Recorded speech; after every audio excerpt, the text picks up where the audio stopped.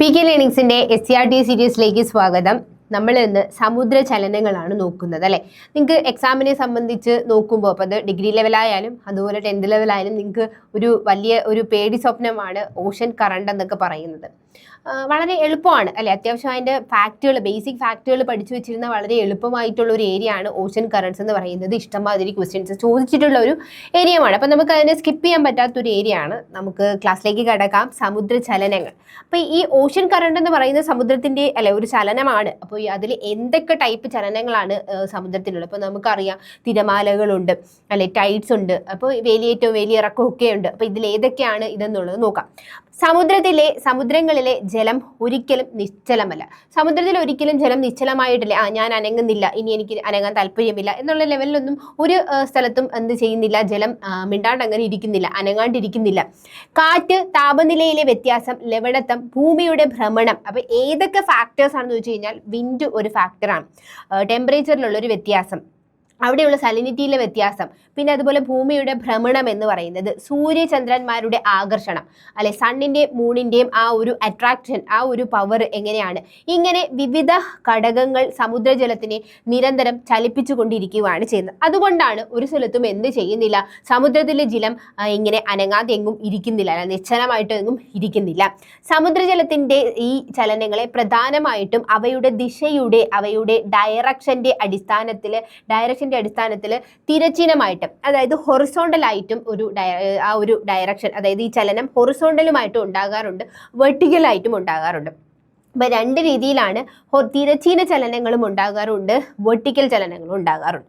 അപ്പം നമുക്കറിയാം ഈ വെർട്ടിക്കൽ ചലനം, തിരച്ചീന ചലനത്തിൽ നമുക്ക് രണ്ടെണ്ണമാണ് വരുന്നത്. അതായത് ഇങ്ങനെ പോകുന്നു. അപ്പോൾ നമുക്ക് തിരമാലയും അതുപോലെ തന്നെ സമുദ്രജല പ്രവാഹങ്ങളും, അതായത് വേവ്സും പിന്നെ അതുപോലെ തന്നെ ഓഷൻ കറണ്ട്സും നമുക്ക് എങ്ങനെയാണ് ഹൊറിസോണ്ടൽ, തിരശ്ചീനമായിട്ടാണ് പോകുന്നത്. ഈ നമ്മുടെ സൂര്യൻ്റെയും അതുപോലെ ചന്ദ്രൻ്റെയും പുള്ളുകൊണ്ട് നമുക്ക് വെള്ളം പോകുന്നുണ്ട്, നമ്മുടെ സമുദ്രത്തിലെ വെള്ളം പോകുന്നുണ്ട്, അതിങ്ങനെ വലിച്ചു പൊക്കുവാണ് ചെയ്യുന്നത് അല്ലേ. അപ്പം അത് വെർട്ടിക്കലായിട്ടുള്ള ചലനമായിരിക്കും. വെർട്ടിക്കലായിട്ടുള്ള ചലനങ്ങളാണ് ടൈഡ്സ്, വേലികൾ, അപ്വെല്ലിംഗ് അല്ലെ, സമുദ്രത്തിന്റെ ആഴങ്ങളിലുള്ള തണുത്ത ജലം ഉപരിതലത്തിലേക്ക് ഉയർന്നു വരുന്നത്. അതായത് ആഴത്തിലുള്ള തണുത്ത ജലം എന്താണ്, ഉപരിതലത്തിലേക്ക്, സർഫസിലേക്ക് വരുന്നതാണ് അപ്വെല്ലിംഗ് എന്ന് പറയുന്നത്. സിങ്കിങ് എന്ന് പറയുന്നതോ ഉപരിതലത്തിലുള്ള ജലം സാന്ദ്രത കൂടുന്നത് മൂലം താഴേക്ക് താഴ്ന്നു പോകുന്നതാണ് സിങ്കിങ് എന്ന് പറയുന്നത്. അപ്പൊ ഇത്തരത്തിലുള്ള ആ ചലനങ്ങളെല്ലാം വെർട്ടിക്കൽ ചലനങ്ങളാണ്. ഇനി നമുക്ക് നോക്കേണ്ടത് തിരമാലകളാണ് അല്ലെ. കാറ്റ് സമുദ്രോപരിതലത്തിൽ ഉണ്ടാക്കുന്ന ചലനമാണ് തിരമാലകൾ എന്ന് പറയുന്നത് തിരച്ചീന ചലനമാണ്, ഹൊറിസോണ്ടൽ ചലനമാണെന്നൊക്കെ നമ്മൾ നോക്കി. അപ്പോൾ കാറ്റ് സമുദ്രോപരിതലത്തിൽ ഉണ്ടാക്കുന്ന ചലനമാണ് തിരമാലകൾ. കാറ്റ് സൃഷ്ടിക്കുന്ന ഊർജ്ജ പ്രവാഹങ്ങൾ സമുദ്ര ഉപരിതലത്തിൽ ഉയർച്ച താഴ്ചകൾ സൃഷ്ടിക്കുന്നുണ്ട്. കാറ്റ് സൃഷ്ടിക്കുന്ന ഊർജ്ജ പ്രവാഹങ്ങൾ അല്ലെ, കാറ്റ് വിൻഡ് അടിക്കുമ്പോഴുള്ള ആ ഊർജ്ജത്തിന്റെ പ്രവാഹം എന്ത് ചെയ്യുന്നു, സമുദ്രോപരിതലത്തിൽ ഉയർച്ച താഴ്ചകൾ സൃഷ്ടിക്കുന്നുണ്ട്. ജലോപരിതലത്തെ സ്പർശിച്ച് കാറ്റ് വീശുമ്പോഴാണ് സാധാരണയായിട്ട് തിരമാലകൾ ഉണ്ടാകുന്നത്. അപ്പോൾ വിൻഡാണ് ഇവിടുത്തെ മെയിൻ താരം. വിൻഡ് എന്ത് ചെയ്യുന്നുണ്ട്, ജലത്തിന്റെ ഉപരിതലത്തിൽ തട്ടി ഇങ്ങനെ വീശുമ്പോഴാണ് എന്തുണ്ടാകുന്നത്, തിരമാലകൾ ഉണ്ടാകുന്നത്. സമുദ്രജലത്തിന്റെ തുടർച്ചയായ ഈ ഉയർച്ച താഴ്ചകളെയാണ് തിരമാലകൾ എന്ന് പറയുന്നത്. കാറ്റിന്റെ വേഗത വർദ്ധിക്കുന്നതിനനുസരിച്ച് തിരമാലകളുടെ വലിപ്പവും എങ്ങനെയുണ്ടാവും, വർദ്ധിക്കുന്നുണ്ട്. അപ്പൊ കാറ്റാണ് വിൻഡാണ് ഇവിടുത്തെ മെയിൻ താരം എന്ന് പറയുന്നത്. ഒരു തിരയിലെ യഥാർത്ഥ ജലചലനം വൃത്താകൃതി. അപ്പം നമ്മൾ നോക്കുമ്പോൾ അത് ഇങ്ങനെ തിരമാല ഇങ്ങനെയാണ് പോകുന്നത്. ശരിക്കും അതിൻ്റെ ആ ഒരു ആകൃതി എന്ന് പറയുന്നത് നോക്കിക്കേ, ഇങ്ങനെയാണ്. മൂവ്മെന്റ് എന്ന് പറയുന്നത് ഇങ്ങനെയാണ്. അതായത് ഒരു വൃത്താകൃതിയിലാണ്, സർക്കുലർ മോഷനിലാണ് അത് കറങ്ങുന്നത്. ഒരു തിര അടുക്കുമ്പോൾ ജലം മുകളിലേക്കും മുന്നോട്ടും ചലിക്കുകയും തിര കടന്നു പോകുന്നതോടെ അത് വിപരീത ദിശയിലേക്ക് ആകുകയും ചെയ്യുന്നുണ്ട്.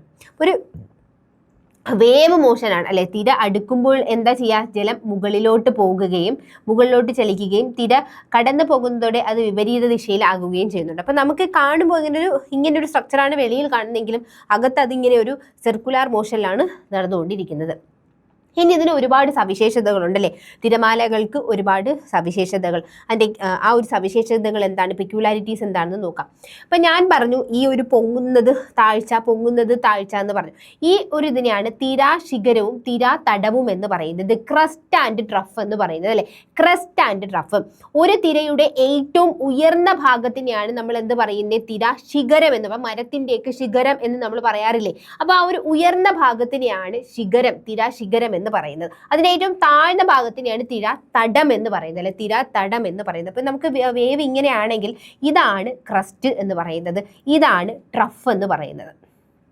ഓക്കെ, ഇത് ക്രസ്റ്റും ഇത് ട്രഫും, തിരാശിഖരവും തിരാതടവും, ഇതാണ് ആ ഒരു ഇതാണ് തിരയിലെ ആദ്യത്തെ ഒരു പെക്യുലാരിറ്റി എന്ന് പറയുന്നത്.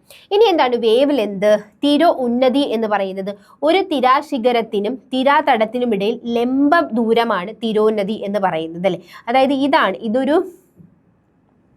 ഇതൊരു ക്രസ്റ്റ് ആണെങ്കിൽ ഒരു തിരാശിഖരത്തിനും തിരാതടത്തിനും ഇടയിലുള്ള ലംബദൂരം, ഇതിനിടയിലുള്ള ലംബദൂരത്തിനെയാണ് എന്തെന്ന് പറയുന്നത്, വേവ് ഹൈറ്റ് എന്ന് പറയുന്നത്. ഇതിൻ്റെ നേർ പകുതിയായിരിക്കും എന്തെന്ന് പറയുന്നത്, വേവ് ആംപ്ലിറ്റ്യൂഡ്, തിരാആയതി എന്ന് പറയുന്നത്. നമുക്ക് വേവ് പീരീഡ് എന്താണെന്ന് നോക്കാം.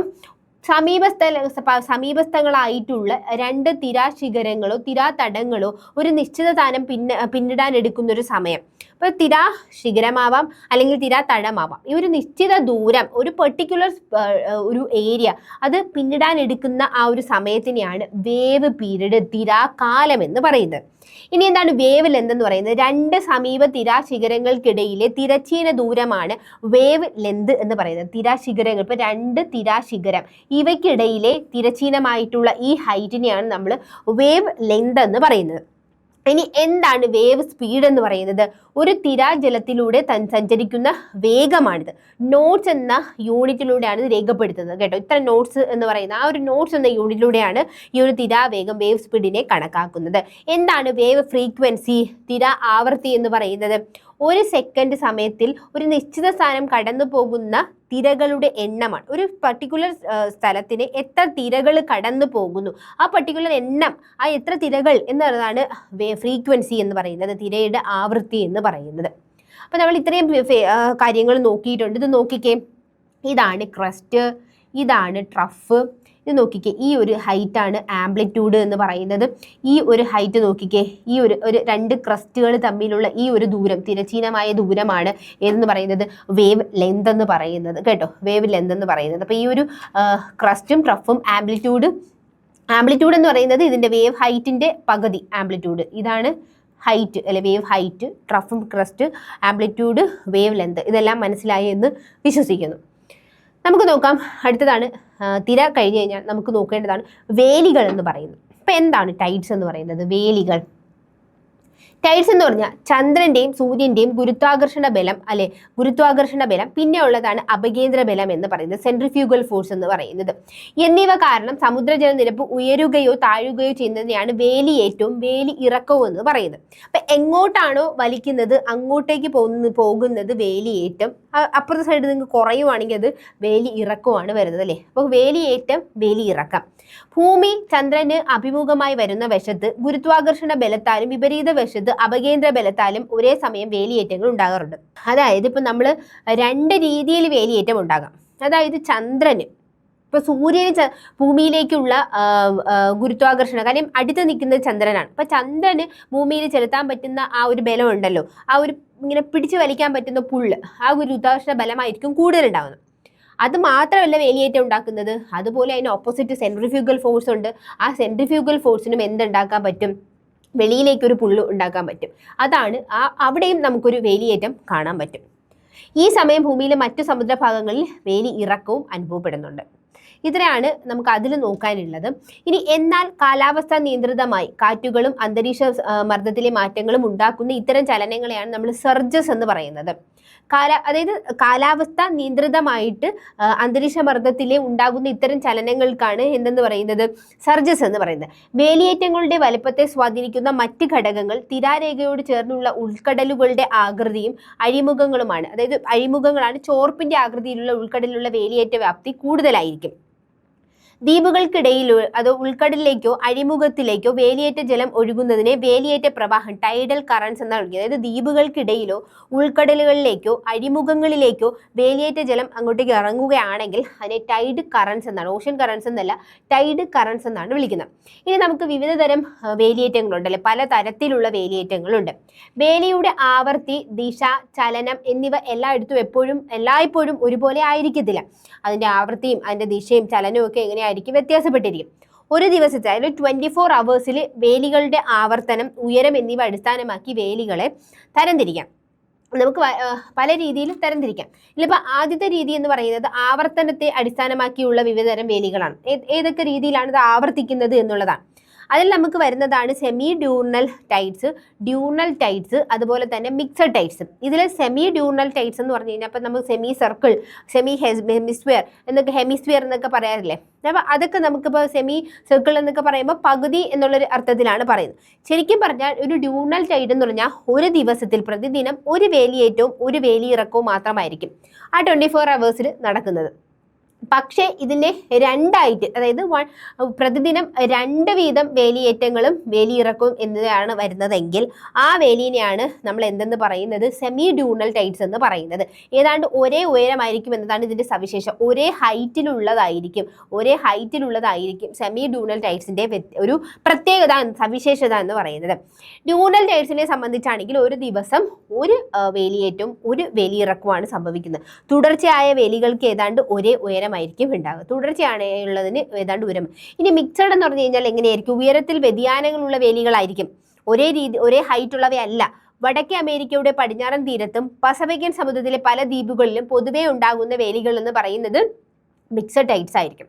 അപ്പൊ ഈ ഒരു ടൈഡ്സ്, അതായത് ഇങ്ങനെ നമ്മൾ തരംതിരിക്കുന്നത് എന്തിന്റെ അടിസ്ഥാനത്തിലാണ്, ആവർത്തനത്തിന്റെ അടിസ്ഥാനത്തിലാണ്. ഇങ്ങനെ സെമി ഡ്യൂണൽ ടൈഡ്സ് എന്നും അർത്ഥ ദൈനിക വേലികൾ എന്നുള്ളതും അതുപോലെ മിശ്ര വേലികൾ എന്നുള്ള 3 ടൈപ്പ് അല്ലെ, സെമി ഡ്യൂണൽ ടൈഡ്സ് അതുപോലെ തന്നെ മിക്സഡ് ടൈഡ്സ്, ഇങ്ങനെ 3 രീതിയിൽ ക്ലാസിഫൈ ചെയ്യാൻ പറ്റുന്നത്.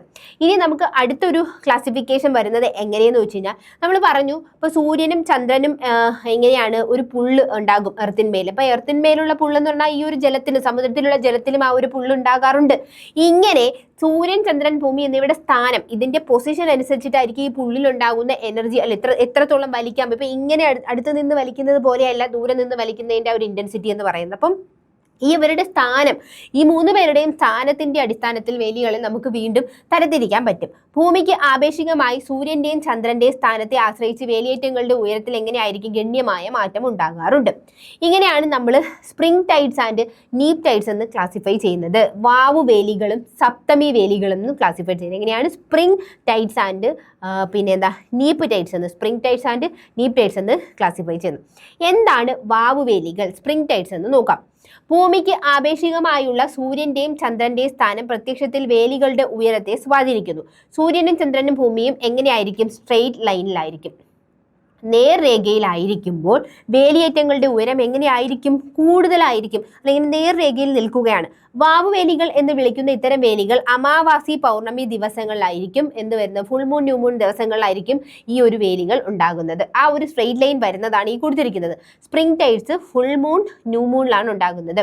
നോക്കിക്കേ, എർത്ത്, മൂൺ, സൺ, അല്ലെങ്കിൽ ഇങ്ങനെ എർത്ത് ഇവിടെ, മൂൺ, സൺ, ഇങ്ങനെ ഇവർ 3 കൂടി സ്ട്രെയിറ്റ് ആയിട്ട് നിൽക്കുന്നതാണ്. അതിൽ സ്പ്രിംഗ് ടൈഡ്സ് എന്ന് പറഞ്ഞു കഴിഞ്ഞാൽ നമുക്ക് സെം ആലോചിക്കാം അല്ലെ, സൺ, എർത്ത്, മൂൺ ഓർത്ത് കഴിഞ്ഞാൽ മതി. ഓക്കെ, സൺ, മൂൺ, എർത്ത് ആണെങ്കിൽ അത് ന്യൂ മൂൺ സമയത്താണ് ഉണ്ടാകുന്നത്, ന്യൂ മൂൺ സമയത്താണ്. അപ്പം ഈ ഇതിലാണ് എർത്ത് നടുക്ക് വരുന്നത് സ്പ്രിംഗ് ടൈഡ്സിൽ. ഈ 2 സമയങ്ങളാണ് സ്പ്രിംഗ് ടൈഡ്സുകൾ ഉണ്ടാകാറാവുന്നത്.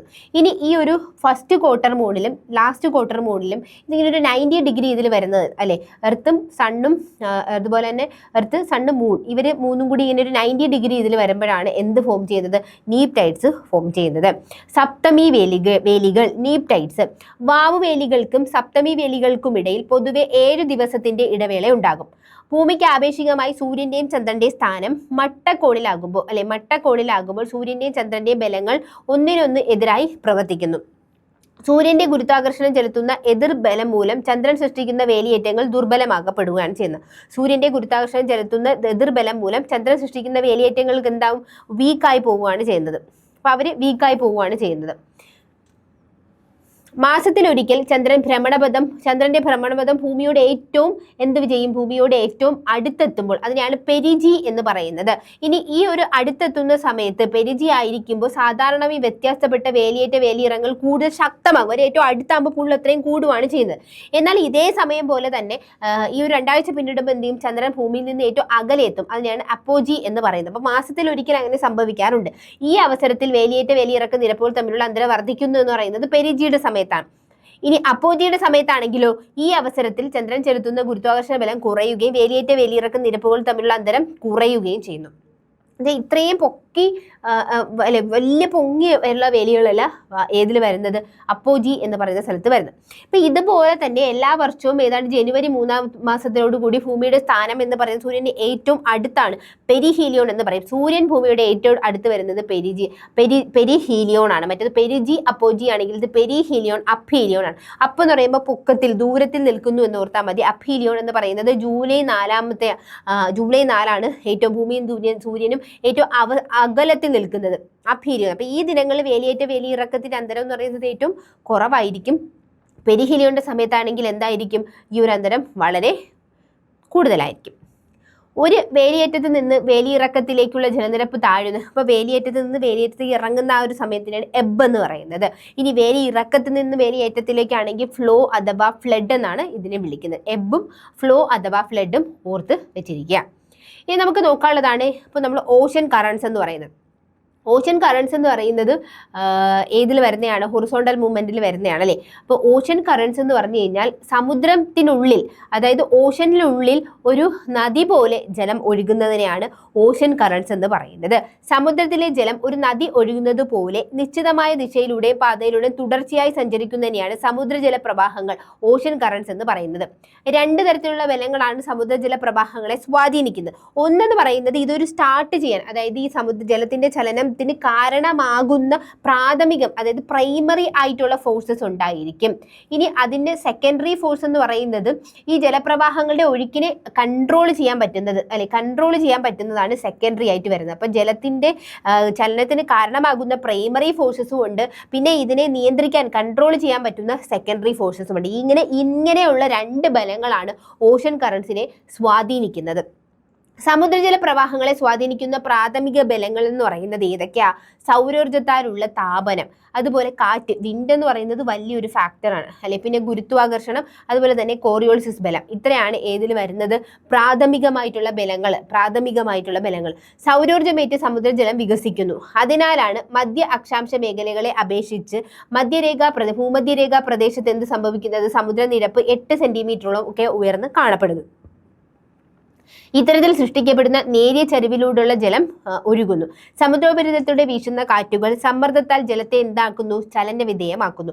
കാറ്റിനും ജലോപരിതലത്തിനും ഇടയിൽ കർഷണം ഒഴുക്കിനെ സ്വാധീനിക്കുന്നുണ്ട്. ഗുരുത്വാകർഷണം മൂലം ജലം താഴേക്ക് അടിയുന്നതും ജലനിരപ്പിനെ ചരിവിന് കാരണമാക്കാം.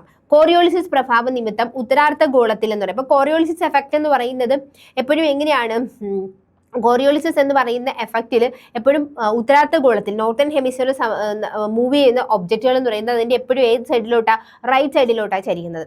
അതുമാതിരി സദേൺ ഹെമിസ്ഫിയറിലാണെങ്കിൽ അത് ലെഫ്റ്റ് സൈഡിലോട്ടായിരിക്കും ചരിക്കുന്നത്. അപ്പോൾ ഇങ്ങനെ ഈ ഒരു എഫക്റ്റ് മൂലം അവിടെ സഞ്ചരിക്കുന്ന ജലപ്രവാഹങ്ങൾ എന്ന് പറയുന്നത് എപ്പോഴും ദിശാവ്യതിയാനത്തിൽ ചലിയുണ്ട്. ഇത്തരത്തിൽ അങ്ങനെ ഇത് എങ്ങോട്ട് പോകും, വലത്തോട്ട് പോകും. ദക്ഷിണാർദ്ധ ഗോളത്തിലാണെങ്കിൽ അത് ഇടത്തോട്ടും പോകാറുണ്ട്.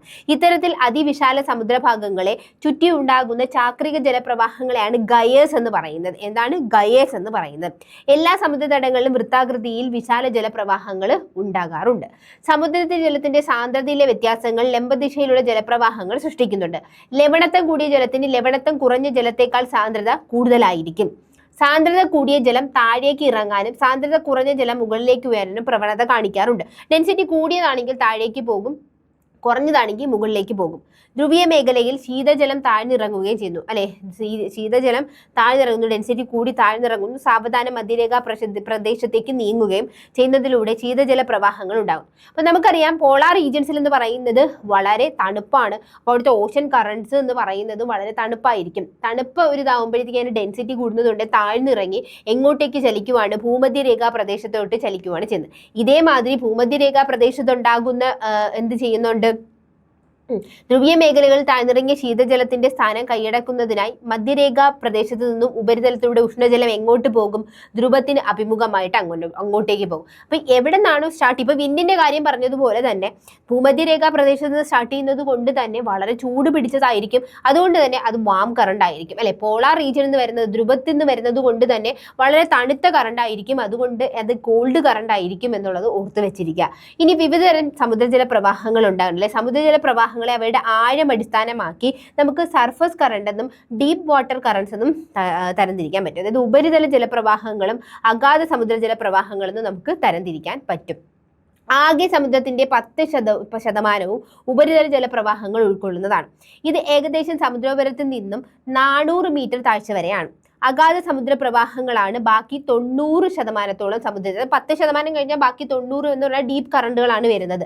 സാന്ദ്രതയിലും ഗുരുത്വാകർഷണ ബലത്തിലുമുള്ള വ്യത്യാസം മൂലം ഈ ജലം സമുദ്രത്തിൽ ചുറ്റിക്കറങ്ങുന്നുണ്ട്.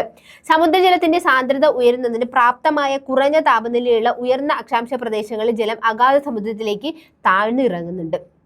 താപനിലയെ അടിസ്ഥാനമാക്കി ജലപ്രവാഹങ്ങളെ, അപ്പം നമ്മൾ ടെമ്പറേച്ചറിനെ അടിസ്ഥാനപ്പെടുത്തി ജലപ്രവാഹങ്ങളെ വാം കറണ്ട്സ് എന്നും അതുപോലെ തന്നെ കോൾഡ് കറണ്ട്സ് എന്നും നമുക്ക് തരംതിരിക്കാൻ പറ്റും. അപ്പോൾ ആദ്യം നമുക്ക് കോൾഡ് കറണ്ട്സ് എന്ന് നോക്കാം. ശീതജല പ്രവാഹം എന്നത് എന്താണെന്ന് നോക്കാം. ശീതജല പ്രവാഹങ്ങളിലൂടെ ഉഷ്ണമേഖലയിലേക്ക് ശീതജലം എത്തിച്ചേരുന്നു. ശീതജല പ്രവാഹങ്ങൾ പൊതുവെ താഴ്ന്ന അക്ഷാംശ പ്രദേശങ്ങളിലും മധ്യ അക്ഷാംശ പ്രദേശങ്ങളിലും, ശീതജല പ്രവാഹങ്ങൾ എന്ന് പറയുന്നത് പൊതുവെ നമുക്ക് താഴ്ന്ന അക്ഷാംശ പ്രദേശങ്ങളിലും സാധാരണ താഴ്ന്ന ലാറ്റിറ്റ്യൂഡ് ഏരിയസിലും അതുപോലെ തന്നെ മിഡ് ലാറ്റിറ്റ്യൂഡ്സിലും ഇതെങ്ങനെയെന്ന് വെച്ച് കഴിഞ്ഞാൽ ഒരു കോണ്ടിനെന്റ് എടുത്തു കഴിഞ്ഞാൽ ആ കോണ്ടിനെന്റ് വെസ്റ്റ് റീജിയനിലായിരിക്കും കാണപ്പെടുന്നത്. അപ്പോൾ നമുക്കൊരു കോണ്ടിനെന്റ് എടുത്തു കഴിഞ്ഞാൽ ഇപ്പോൾ ഇതൊരു കോണ്ടിനെന്റ് ആണെങ്കിൽ ഇതിന്റെ വെസ്റ്റ് ഈസ്റ്റ്, ഈ വെസ്റ്റിൽ കൂടി ഒരു ഓഷൻ കറണ്ട് പോകുകയാണെങ്കിൽ അത് കോൾഡ് ആണെന്ന് നമുക്ക് പറയാൻ പറ്റും. നമ്മൾ എപ്പോഴും ശ്രദ്ധിക്കേണ്ടത് അതിന്റെ ലാറ്റിറ്റ്യൂഡൽ പൊസിഷൻ, അതായത് ആ കോണ്ടിനെന്റിന്റെ ലാറ്റിറ്റ്യൂഡൽ പൊസിഷൻ ഒന്ന് ശ്രദ്ധിച്ചു വെച്ചിരിക്കണം. കൂടാതെ ഉത്തരാർദ്ധഗോളത്തിലെ ഉയർന്ന അക്ഷാംശ മേഖലകളിലെ വൻകരകളുടെ കിഴക്കൻ തീരത്തും ശീതജല പ്രവാഹങ്ങൾ സാധാരണമാണ്. ഇത് ഉത്തരാർദ്ധഗോളത്തിലെ ഉയർന്ന ഹൈ ലാറ്റിറ്റ്യൂഡ്സ് ഏരിയാസിൽ വൻകരകളുടെ കിഴക്കൻ തീരത്ത് ശീതപ്പം ഉയർന്ന സ്ഥലത്താണെങ്കിൽ ഈസ്റ്റേൺ സൈഡിലായിരിക്കും ഏതുണ്ടാകുന്നത്, കോൾഡ് കറണ്ട്സ് ഉണ്ടാകുന്നത്. ഇനി വാം കറണ്ട്സിന്റെ ഓപ്പോസിറ്റ് ആണ് അല്ലെ. ഉഷ്ണജല പ്രവാഹങ്ങളിലൂടെ ശീതജല മേഖലയിലേക്ക് ഉഷ്ണജലം എത്തിച്ചേരുന്നു. താഴ്ന്ന അക്ഷാംശ പ്രദേശങ്ങളിലും മധ്യ അക്ഷാംശ പ്രദേശങ്ങളിലും കോണ്ടിനെന്റ്സിന്റെ ഈസ്റ്റിലാണെങ്കിൽ ഉഷ്ണജല പ്രവാഹങ്ങൾ അല്ലെ സാധാരണയായിട്ട് രണ്ടർദ്ധഗോളങ്ങളിൽ വരുന്നത്. ഉത്തരാർദ്ധഗോളത്തിൽ ഉയർന്ന അക്ഷാംശങ്ങളിൽ വൻകരകളുടെ പടിഞ്ഞാറൻ തീരത്തായിരിക്കും. അതായത് ഹയർ ലാറ്റിറ്റ്യൂഡ്സിൽ ഇത് എങ്ങനെയായിരിക്കും, ഈസ്റ്റേൺ സൈഡിലല്ല, അത് വെസ്റ്റേൺ സൈഡിലായിരിക്കും കാണപ്പെടുന്നത്.